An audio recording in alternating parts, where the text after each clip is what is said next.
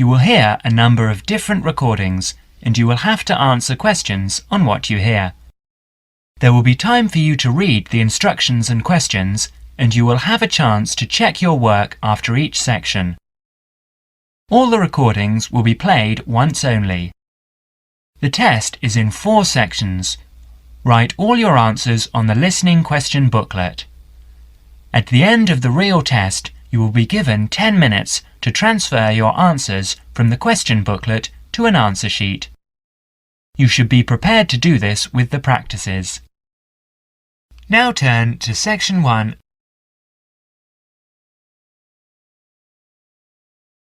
Section 1. In this section, you will hear a series of telephone conversations between an overseas student and some people involved in turn.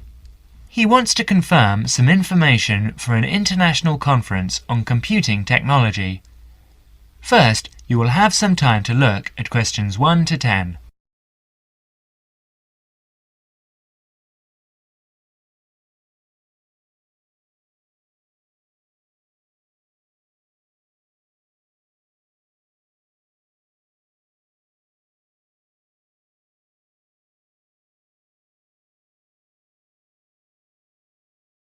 You will see that there is an example which has been done for you.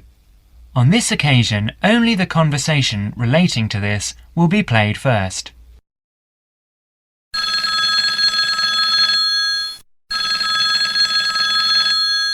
New South Wales University, good morning. Oh, good morning. Can you put me through to the School of Computing Technology, please? Certainly. The operator responds, New South Wales University, so New South Wales is provided in the space. Now we shall begin. You should answer questions as you listen because you will not hear the recording a second time. Now listen carefully and answer questions 1 to 5.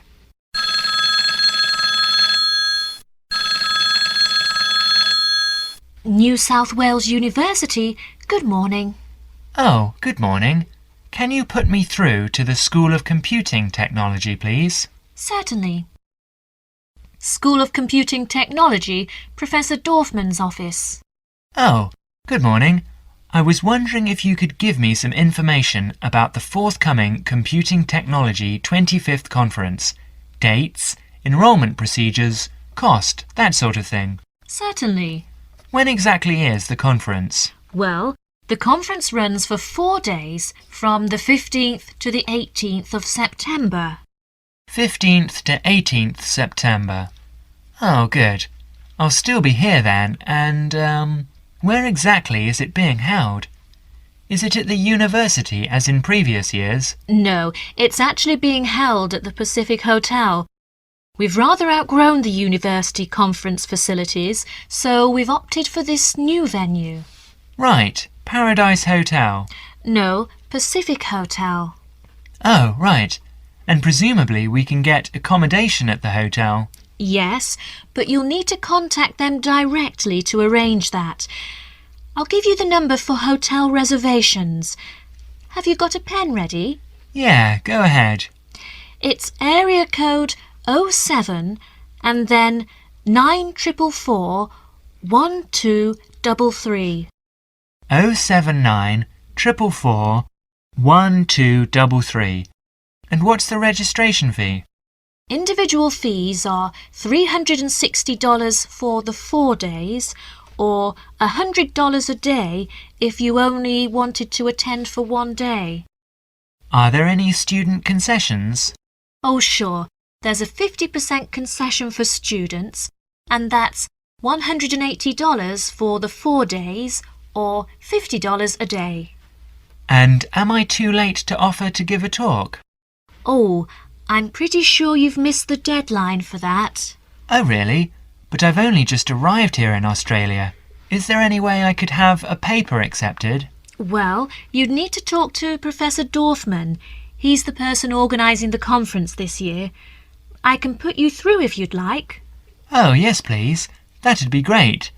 Oh, and can I just check the spelling of his name? Is that Dorfman? Yes, that's correct. Before the conversation continues, you will have another chance to look at questions 6 to 10.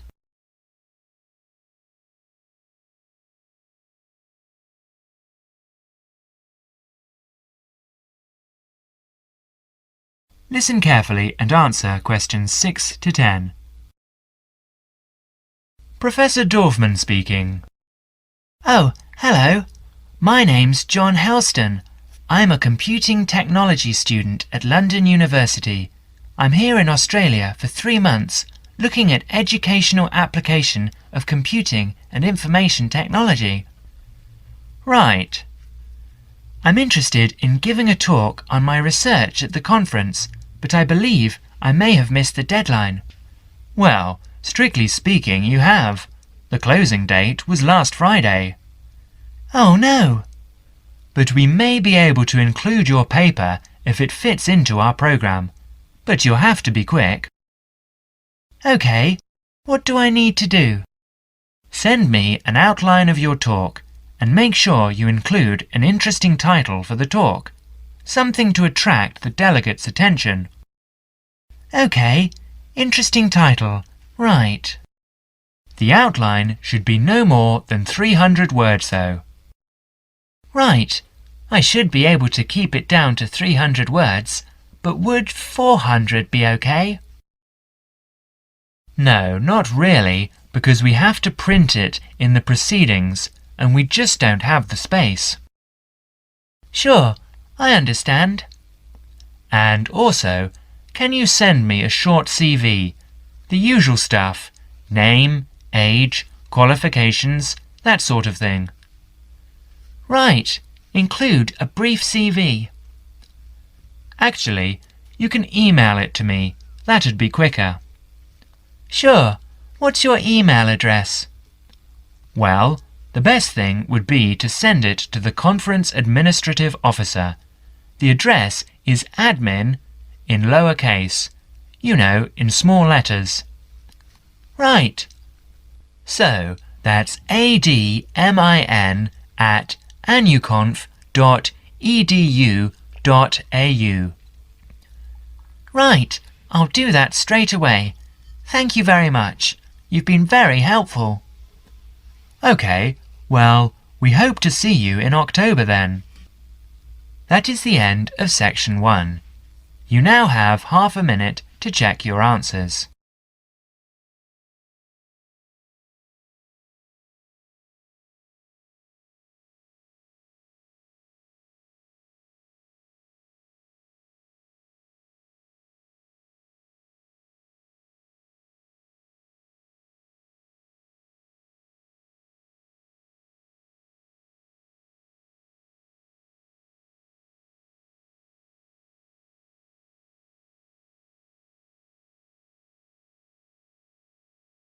Now turn to section 2.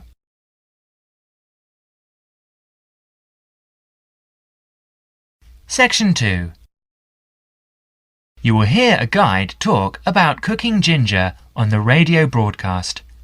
As you listen, answer questions 11 to 20. First, you will have some time to look at questions 11 to 20.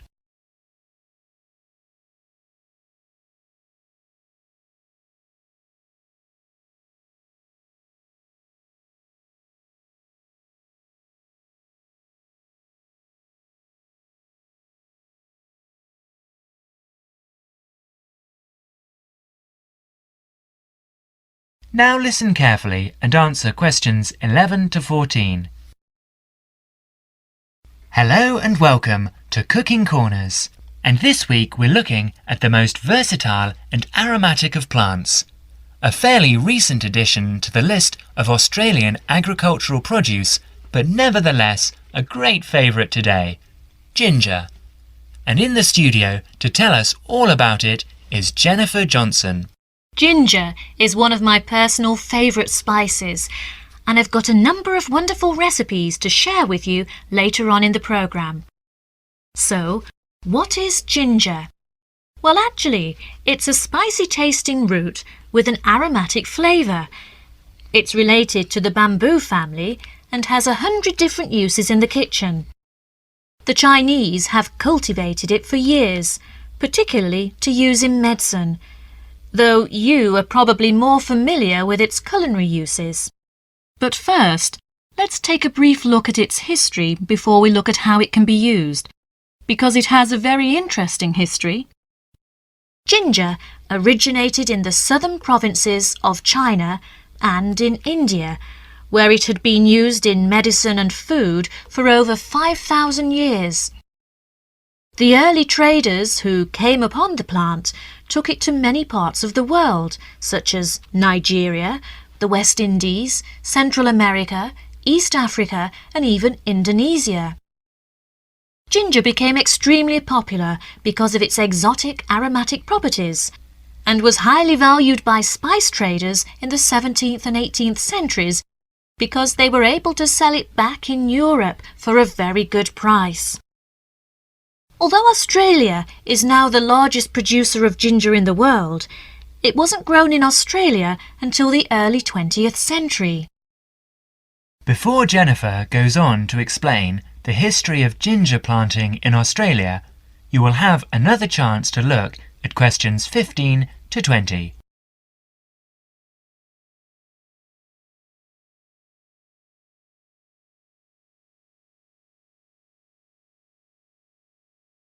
Now listen to the rest of the talk and answer questions 15 to 20. Apparently, some pieces of raw ginger found their way to an area about 100 kilometres north of Brisbane in Queensland earlier this century. The comparatively high rainfall and humidity in this area produced conditions which are perfect for growing ginger, so it became well established. But in the early days, the relatively high cost of production placed it as a disadvantage in the market by comparison with the much cheaper ginger produced by other countries with lower production costs. Then, in 1941, the supply of ginger to Australia started to run out. Remember, this was in the middle of the Second World War, when everything was in short supply. This provided a perfect opportunity for the Queensland growers to expand their production and sales.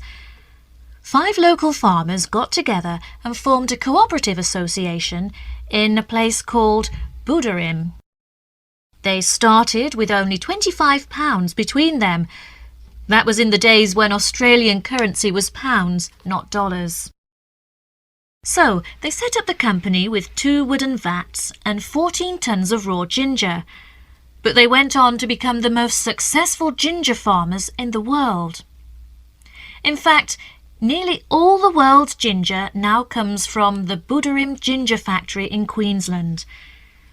40% of the production is used in Australia, and the remaining 60% is exported overseas to places like Europe, North America, South Africa, and even to Asia, where it originated in the first place. So now, let's move on to look at ways of using ginger in the kitchen. That is the end of section 2. You now have half a minute to check your answers.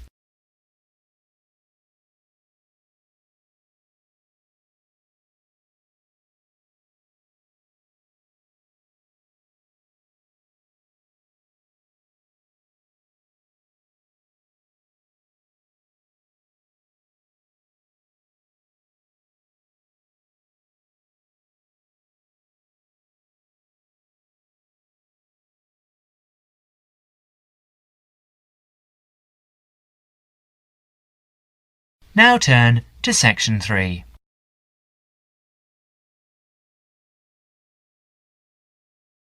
Section 3. You will hear an interview about global warming. As you listen, answer questions 21 to 30. First, you will have some time to look at questions 21 to 30.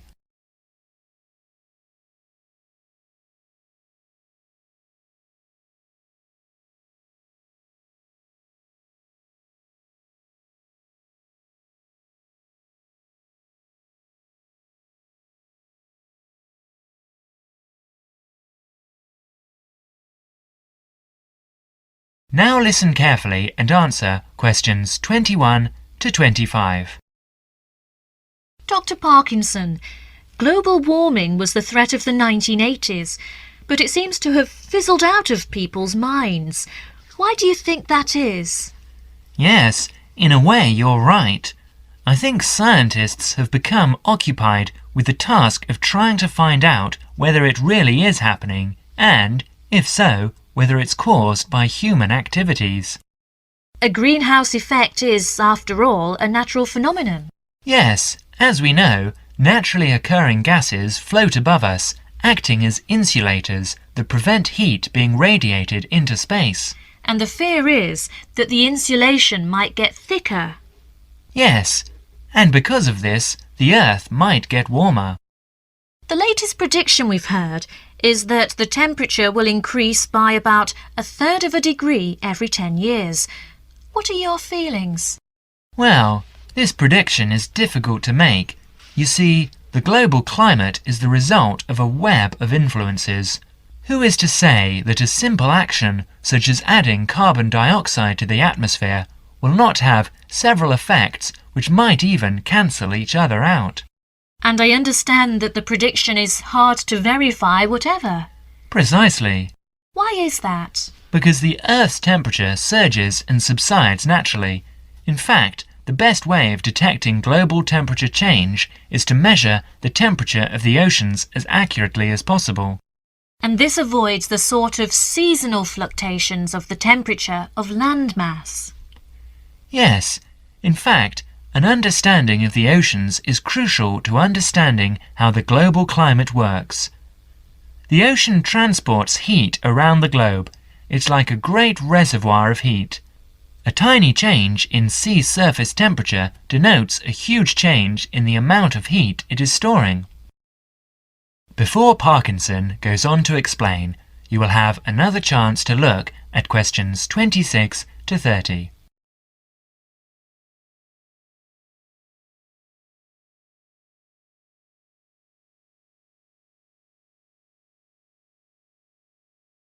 Now listen to the rest of the talk carefully and answer questions 26 to 30.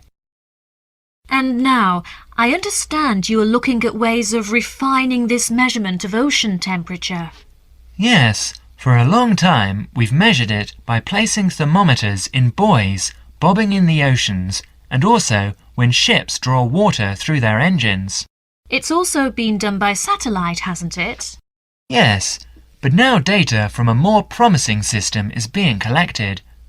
This is the European Along-Track Scanning Radiometer, or ATSR, a much simpler name. The ATSR orbits the Earth above us. And what stage are you at with this? Well, it's been up there 2.5 years now. It's an infrared detector that senses the Earth's temperature with great accuracy, and this is what we need. We have to be able to separate out random changes in temperature. I believe there are other advantages as well. There are several. Every few days it covers the entire Earth, so it produces large quantities of data. It measures the temperature from 2 angles, which allows correction for any effects that the intervening atmosphere may be having on its readings. Its field of view has a width of 500 kilometers, and it measures the temperature to 0.3 degrees centigrade. And it should go on for years? Yes. Thank you, Dr. Parkinson, for talking to us today. And now over to... That is the end of section 3. You now have half a minute to check your answers.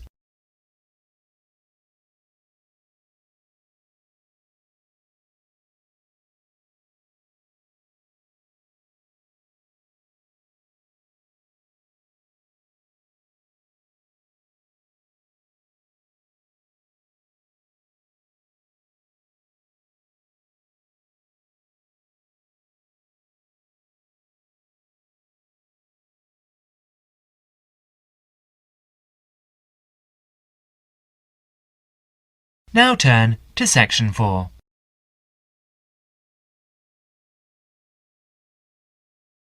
Section 4. you will hear an extract from a talk about preventative medicine, especially how students can look after their own health. As you listen, answer questions 31 to 40. First, you will have some time to look at questions 31 to 40.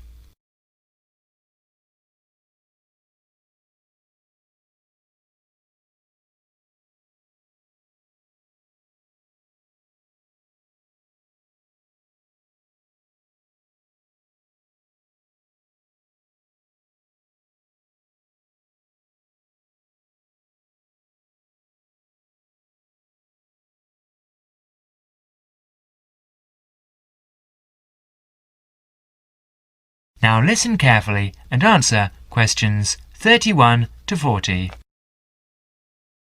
Good morning.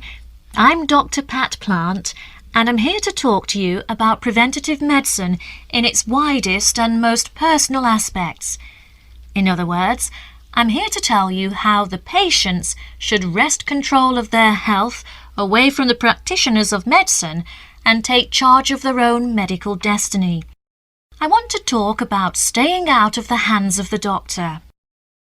When a patient takes responsibility for her or his own health, and let's decide the patient is male for now, men are in fact more at risk than women anyway.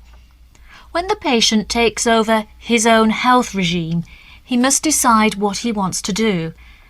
The first thing, of course, is to give up the demon nicotine. Smoking is the worst threat to health, and it's self-inflicted damage. I have colleagues who are reluctant to treat smokers. If you want to stay well, stay off tobacco and smoking in all its manifestations. Our department has recently completed a survey of men's health. We looked at men in different age groups and occupations, and we came up with a disturbing insight. Young men, particularly working-class men, are at considerable risk of premature death because of their lifestyle. As a group, they have high risk factors. They drink too much alcohol, they smoke more heavily than any other group, their diet is frequently heavy in saturated fats, and they don't get enough exercise. We did a smaller survey in which we looked at environmental factors which affect health. I had privately expected to find air or water pollution to be the biggest hazards, and they must not be ignored. However, the effects of the sun emerged as a threat which people simply do not take sufficiently seriously.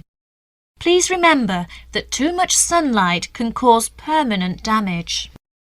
Given this information and the self-destructive things which people, particularly young men, are doing to themselves, one could be excused for feeling very depressed. However, I believe that a well-funded education campaign will help us improve public health standards and will be particularly valuable for young men. I'm an optimist. I see things improving, but only if things that you as students can do to improve your fitness.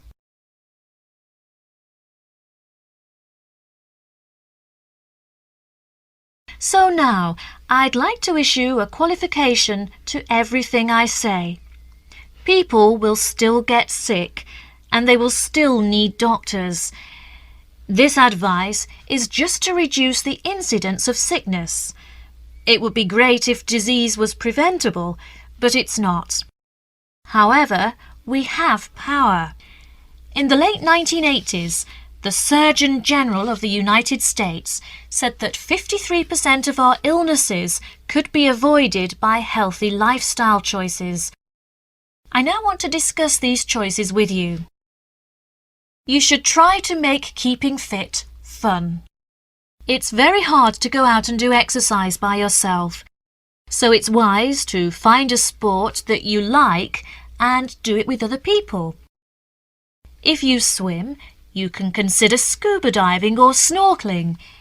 If you jog, try to find a friend to go with. If you walk, choose pretty places to walk or have a reason for walking. Your exercise regime should be a pleasure not a penance. The university is an excellent place to find other people who share sporting interests with you, and there are many sports teams you can join. This, unfortunately, raises the issue of sports injuries, and different sports have characteristic injuries. As well as accidental injuries, we find repetitive strain injuries occurring in sports where the same motion is frequently performed, like rowing and squash. The parallel in working life is repetitive strain injury, which may be suffered by typists or other people who perform the same action hour after hour, day after day. In this context, therefore, the most important thing to remember before any sport is to warm up adequately. Do stretching exercises and aim at all times to increase your flexibility. Be gentle with yourself and allow time to prepare for the game you have chosen to play. Don't be fooled by the term warm-up, by the way. It's every bit as important to do your warm-up exercises on a hot day as on a cool one. I think one of the recognitions is that all sports can borrow from each other. Many sports programs are now encouraging players to use cross-training techniques, that is, to borrow training techniques from other sports. Boxers have been using cross-training for years, building up stamina by doing road work and weight training, while honing their skills and reflexes. Other sports which require a high level of eye-hand coordination are following this trend, so you see table tennis players running and jogging to improve their performance, and footballers doing flexibility exercises which can help them control the ball better. All of these results are good, but the general sense of well-being is best and is accessible to us all, from trained athletes to people who will never run 100 meters in less than 15 seconds. Good health is not only for those who will achieve athletic greatness. That is the end of section 4. You now have half a minute to check your answers.